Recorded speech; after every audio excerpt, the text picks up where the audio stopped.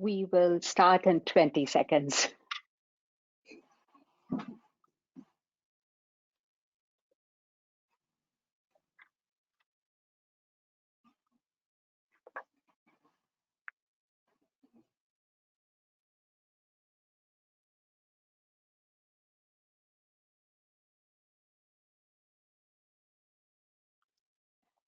Good afternoon, everyone. Welcome to Talent Views, a leadership series presented by Indotronics, featuring procurement and talent acquisition leaders. Indotronics is an award-winning $100 million staffing firm providing services to Fortune 500 companies, government entities, and other large enterprises. Today, we have a footprint across the United States, Canada, India, and UK. Indotronics is part of the Indotronics Avani Group. It gives me immense pleasure to welcome Evelyn Chen to today's Talent Views Fireside Chat. Evelyn is the head of procurement at Anywhere Real Estate. Anywhere is an $8 billion real estate services company with a global footprint, and it is headquartered right here in New Jersey, where I live. Welcome, Evelyn. Thank you, Anu. Thank you. Hi, everyone. It's such an honor to join everybody in today's session. It's definitely, especially with the nice weather today, I think everybody feels happy about the nice weather, but I'm really glad to have this opportunity to join Anu in this wonderful session, and hopefully we will have a great conversation today. I'm sure we will, Evelyn. I'm just so excited to have you here as a guest and have a ton of questions for you. So if the audience has any questions, please put it in the chat as we go along, and I will try my best to get to it. So let's start off right away. Sure. So Evelyn, your professional journey, how did you start in the field of procurement and your journey since? Okay, so before I get into that, I just, as Anu mentioned, I'm currently the head of procurement at Anywhere Real Estate. Anywhere is a real estate company that owns some of the most well-known real estate brands, including Coldwell Banker, Cochrane, Sotheby, Century 21, Better Home and Garden, and ERA. So, as I mentioned, these brands, I'm sure some of you, you've seen a lot of our signs out there, and today definitely, it's a pleasure for me to share with you some of the, some of what I'm seeing in the real estate industry with everyone. Now, going back to this question about how I started in procurement. So how I landed in procurement was never intentional. Just it was really, by accident that I happened to fall into procurement when I first got out of college. And as a college student, my thought was I just want to find a job, right? But I was lucky enough to land in an organization where they were just looking for a junior purchasing person. So I started the job as a procurement person who was sourcing all the computer components to help the company build the computer so that they can sell the products to end user. And that's how I started. But then when I say I was lucky, it was because of that, right? So I kind of found like, oh, wow, like I knew nothing about procurement and now I am here. And so that's how I got it. And the more I get into it, the more I find myself enjoying this profession, because as a purchaser, you not only have to work with our internal business stakeholders, I also get the opportunity to work with a lot of external suppliers, right? And between that, there's a lot of coordination, a lot of communication, a lot of interactions with, all the people I work with. And I just, I just enjoy, doing all that, that work and make a lot of good friends along the way. So that's really how I get into procurement. And over the years, as I mentioned, I started out in a small computer company doing more of a direct sourcing. And from there, I transitioned into Hitachi, where I was buying a lot of the mainframe components, build. Back then, Hitachi has a Skyline. A lot of you may know, if you've been in the industry long enough, you know that, it's basically the back then the mainframe system, and then they also have a lot of product lines in the ATM machines area. So basically, I was working with a lot of the coworkers in Japan to build those big machine out, and I was sourcing, all these components to help them build that. From there, then I transitioned into AT&T, a different industry. So, it's just still doing procurement, but because I was in different industry, I had a different learning. And so along the way, from there, I went to investment bank, and then after that, I spent about 16 years with Chubb Insurance. So again, it's the insurance industry, and then Barclays Investment Bank, and then now I am here at the Anywhere Real Estate. So definitely spent a lot of years in procurement, although doing different categories of sourcing. So that's how I kind of, build my career along the way as a procurement professional. Thank you so much, Evelyn. I've known you for so many years, and one of the things you mentioned was making friends along the way. I definitely feel I found a friend in you when I met you all those years back when you were at Chubb. So let's dig in a little deeper. Can you share a little bit from your procurement perspective, an insight into the real estate services industry? Mm-hmm. The changes in the recent past that happened due to COVID and the changes you're expecting, the ramp up. So if you could share a little bit of insight on that. So I joined Anywhere last year, right? But when I joined, as you know, we are still in the middle of the pandemic, although we were slowly, kind of trying to come out of the pandemic. And I think from what I heard before I joined, I think when the pandemic first hit, nobody knew what was going to happen to the real estate industry, because people are thinking like, okay, now what, right? Like people are trapped in their houses. They are not going out to take a look at the houses like the way we used to do things. So we definitely didn't know what was going to happen. So initially the expectation was things might slow down, right? But then as you see what has happened over the past 1 to 2 years, things actually took the totally opposite direction, because the housing market was doing pretty well. And so that was something that I think the lesson there was, you just never know. And as a purchaser, in order for us to support a company, we just have to kind of be very agile, right? Like we have to respond really quick.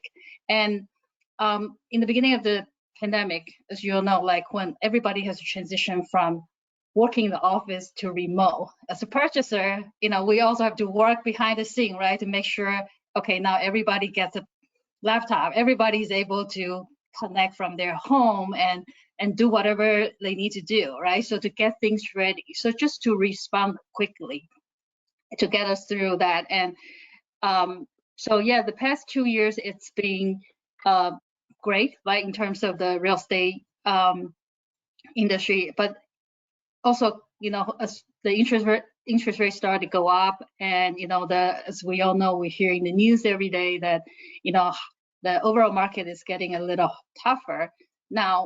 Now what, right? So a lot of people will ask me, so now what do you see?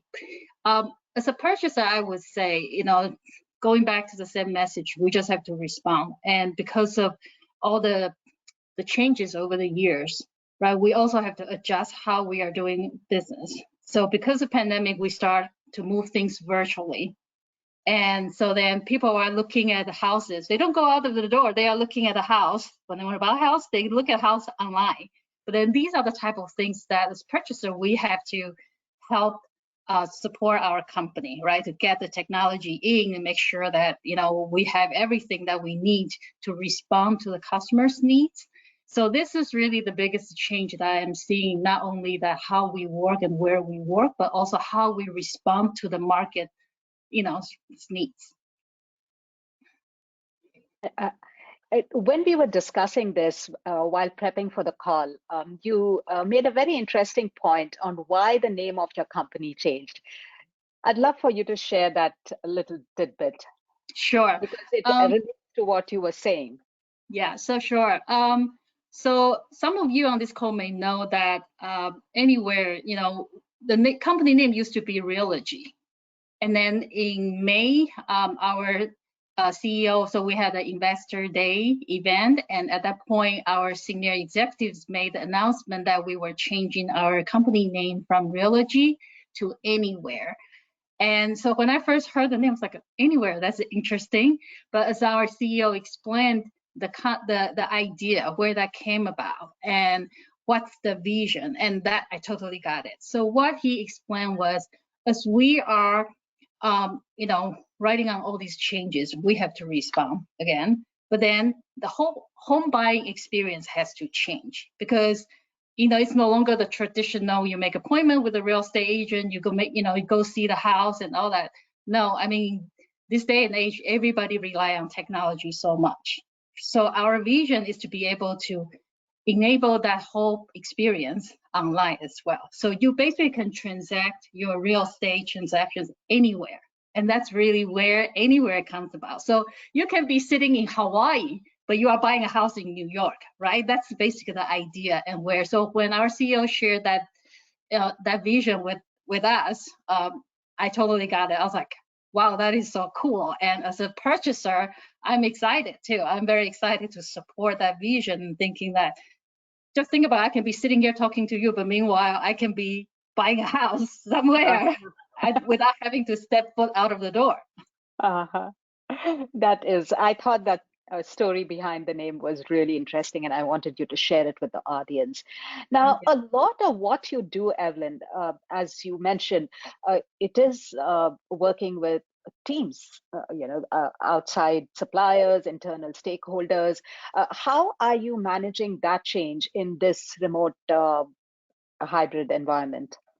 So that's a really interesting question, right? So, and I didn't think about it. I think when we first transitioned from working in the office to like everybody works from home, and by the way, our company is 100% remote permanently. So we basically would never we basically don't have the space. So basically we decided that, everybody can be just as productive as they can be, working from home. And that also has a lot of benefits that come with it, right?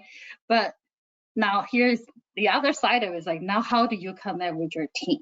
And take my team, for example. I have members that are out of New Jersey, that are sitting in other states, right? Not in New Jersey. So I feel like keeping that communication with your team members is the key to everything, because we don't really see each other anymore, right? So we have to intentionally try to connect with the team and make sure that we communicate often. And things like, for example, sometimes I would purposely schedule a coffee chat with my team. And I told them, we are not talking about work here, right? I just want all of us come with your favorite, coffee or tea or whatever, and then just sit and chat a little bit. Because the reality is, a lot of the team members that I have not met them in person, but I do want to know them a little bit better because they are on my team, right? So if I am not intentionally trying to connect with them, then I would never get to know my team better. And that's really how you build that relationships with your team and make sure that we all work as a team and everybody kind of know each other and still feel like, even though you may be sitting thousands of miles away, but you are still close enough, it's still a close-knit group. So that's really how I see, and that's the best way to manage the current work arrangement.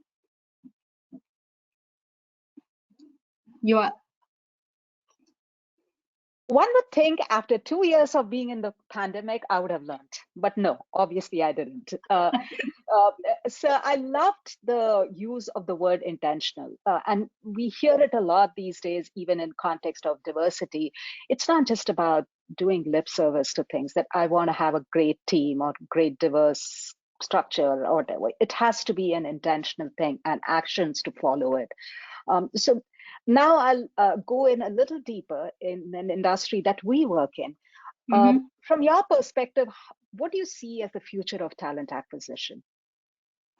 The future, so one point So as a hiring manager, right, as I see things change, it's, even though we talk about like, yeah, we don't get a chance to see each other in person anymore, but at the same time, when I'm hiring, the whole virtual or the remote arrangement, right, work arrangement kind of opens up the whole talent pool for me too. And that's something that I never thought about until when things started to fall in place and I started to realize, oh, wow, now, I don't have to just look at the candidates in the geographic area that I'm in, right? I can be potentially hiring somebody in California while I'm in New Jersey, right? So the whole talent pool kind of just opened up for me, and I'm looking for the most qualified candidate for the job, right? And that kind of helped. But I think overall that's true for, like, at least like for our industry, or at least for our company, since we are, as I mentioned, we are remote. So that kind of is what I see. So that it gives people a little bit more flexibility when you are looking at, hiring people, and at the same time, that's what we'll be looking for from our suppliers as well, right? Because when we are sourcing candidates or when we are looking for talent, now the person can be anywhere. Again, it's anywhere, right? So that's also, it's not just how we transact business, also in terms of our talent acquisition, right? It can be anywhere, the person, and as long as the person does his or her job and can deliver, that's what we care about. So, would I be right in understanding that in your industry, it is more easy to adapt to the remote hybrid environment? Like certain industries, they just cannot. But I believe so. I do believe so. And if you think about the real estate agents, right? So in the old days, they are out, and still they are not the typical office workers who are required to sit in the office 9 to 5 and do their work, because we want them out there working with the client, looking at the houses and things like that. So yeah, our industry does provide that extra flexibility compared to the others. That is interesting, and I hadn't really thought about it as deeply as you explained, and thank you for that.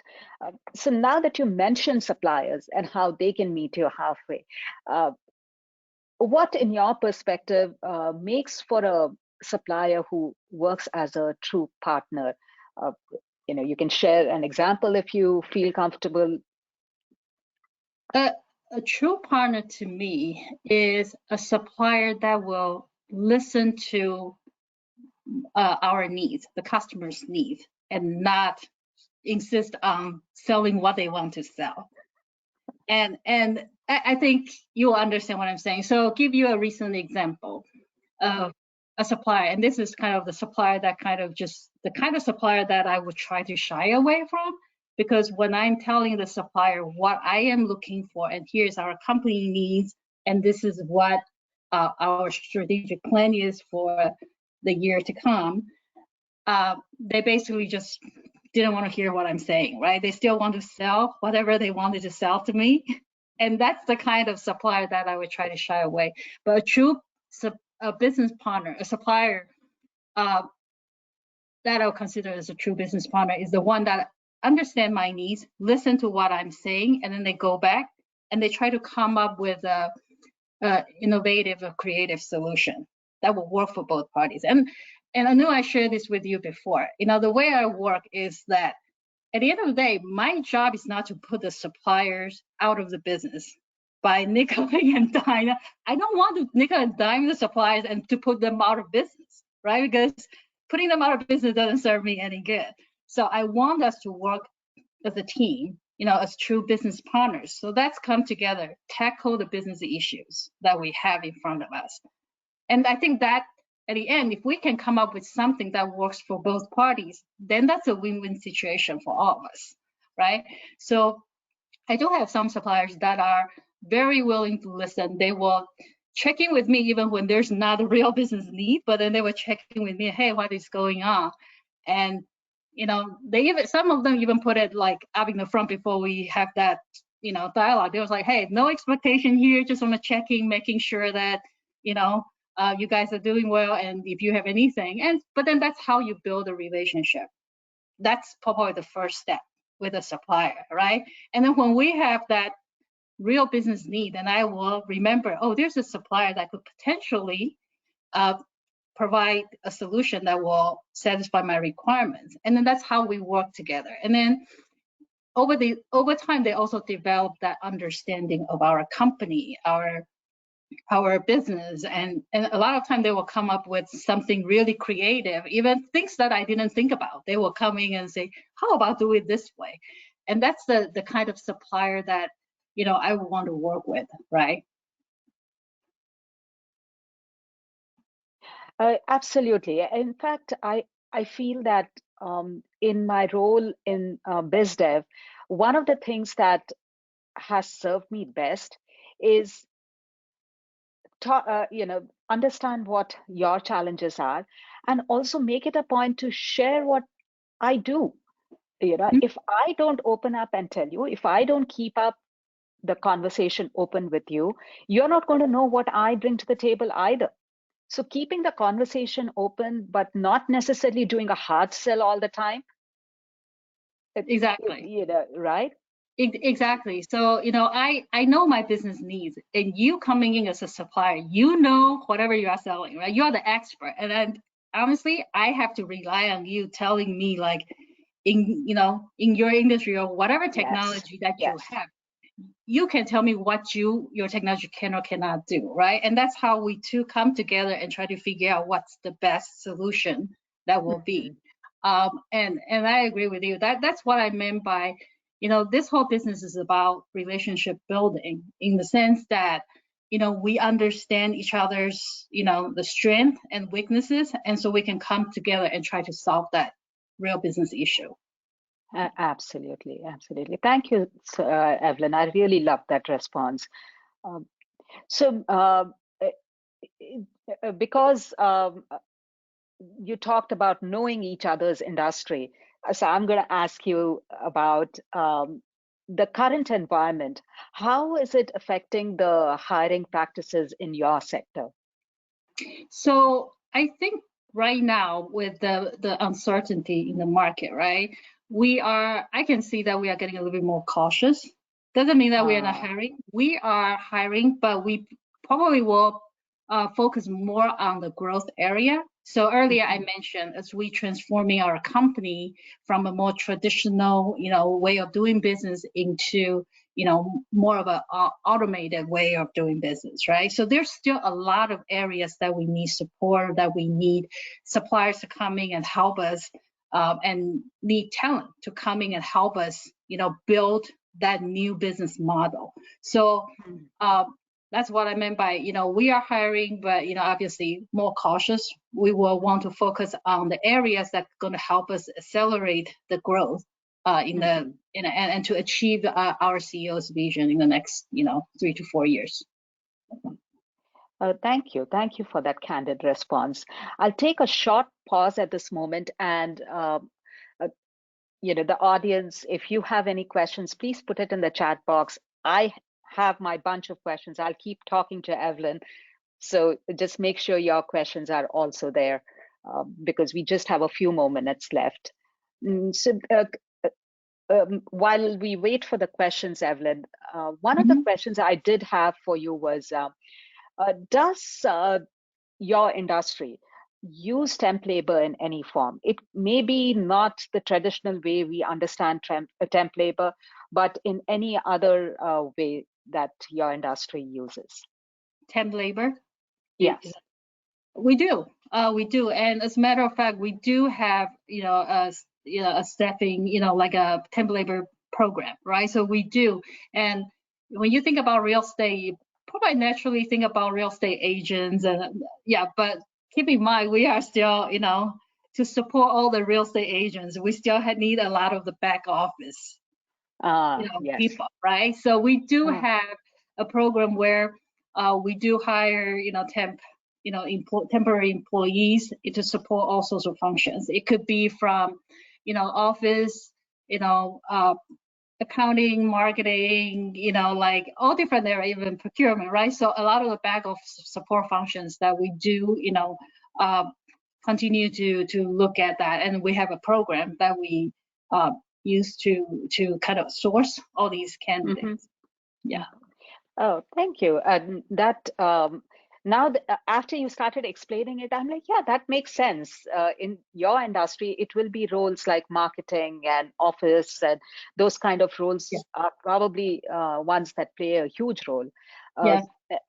and so, right now, again, we are, as you said, you're fully remote. So, do you use any technology platform to manage the workforce, the temporary and the full-time workforce? We do. So as part of the program that I mentioned to you earlier, yeah, we do use some. We don't have the technology to kind of help us manage and just to keep track of like how many people, how many temp employees that we currently have on board, and as the contract comes up, all that type of things, right? So that we do have a program to help us make sure that everything is in compliance, as like in real estate industry, just like every other industry, right? So when you're hiring somebody, you still have to go through the process to onboard people, making sure that everybody is background checked, and all the checks and balances is done before the person can be brought on board. Thank you, Evelyn. And I also have a question from Venkat. He asks, Evelyn, there's a lot of talk about using talent platforms by corporations directly. Does your firm use any such platform? What kind of platform? Can you repeat again? So he asks, there's a lot of talk about using talent platforms by No. corporations directly. Does your firm use any such platform? I know we do, but again, it's not not something like probably the platform that you are referring, but like on the HR side, they do have some platform that they're using for that type of purpose. Okay. Thank you. Um, we have a common friend who's asking a question, Okay. Tamra. Hi, Okay. Tamra. Hey, Tam. For attending. Um, it's great to see you too, Tamra. So she asks you, what is your communication platform, as that can be pretty challenging? My communication platform. It's all online, so I kind of use like any tool that the companies has, right? So if you are referring to communicate, I don't know if this question is tied to the earlier conversation about communicating with our teams and things like that, but yeah, it's kind of the same: email, chat, and I actually am a big fan of chat because just sometimes in order to move things quickly, to respond to issues or questions quickly, so we use that channel quite a bit just to respond and get people's attention right away if we are tackling something urgent, right? So I think I assume Tamara's question is more related to how I communicate, Yes, within I my think team. so too. Yeah. I think so too. Yes. Venkat clarified it, saying that by talent platform, he meant a VMS or even using Workday. Okay. Yeah, we actually are looking at it right now. So I'm glad that Venka, you just clarified that. That is actually one of the key projects that we have right now, that we are actually looking at something like that. Thank you so much. I cannot believe it. When I was talking to you, I thought 30 minutes is a long time. We are almost at the 30-minute mark. We only have 2 minutes left. I know. Any last minute, actually, any last minute thoughts on advice that you would give to suppliers, young procurement professionals, anything? Yeah, I think for the supplier, and I know we probably have a lot of suppliers on this call, right? So my advice to you is just what I have mentioned earlier, listening to the customer's needs, right? So I think that is a very important first step to acquire a customer, because, if not, then I'm going to just like, yeah, if this supplier is not listening and does not want to listen what I have to say, then I don't know.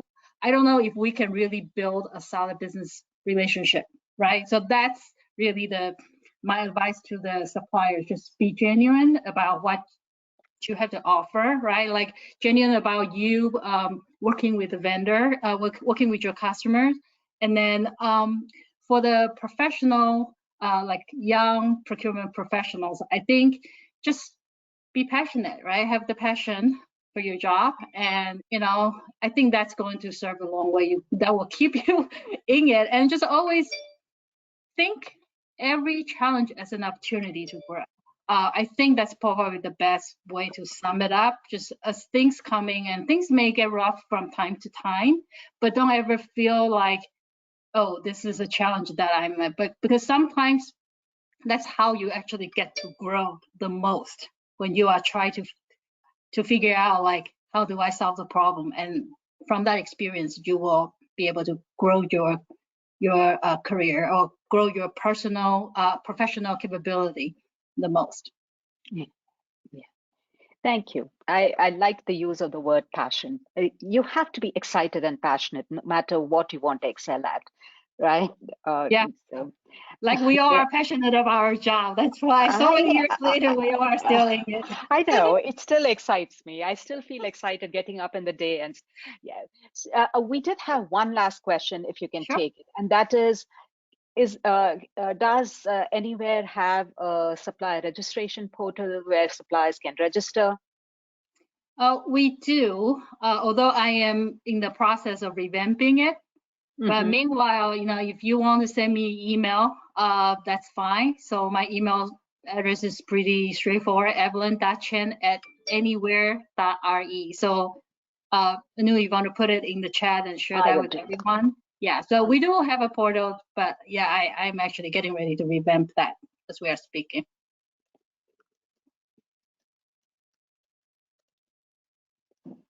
I think that is right. So, so I did put Evelyn's email ID in the chat, and thank you for that. That was very kind of you to share. Unfortunately, we've run out. Thank you so much, Evelyn. I You're love welcome. talking to you, and I hope you'll visit us again on Talent Views. Will do. Thank you so much. And I Thank would you, also Anu. like, Thank you for hosting this session and invited me to join you.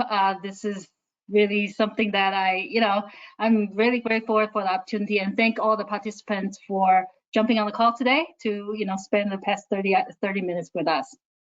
thank you. Thank you so much, Evelyn. And thank you to the audience too. Please do stay connected with us.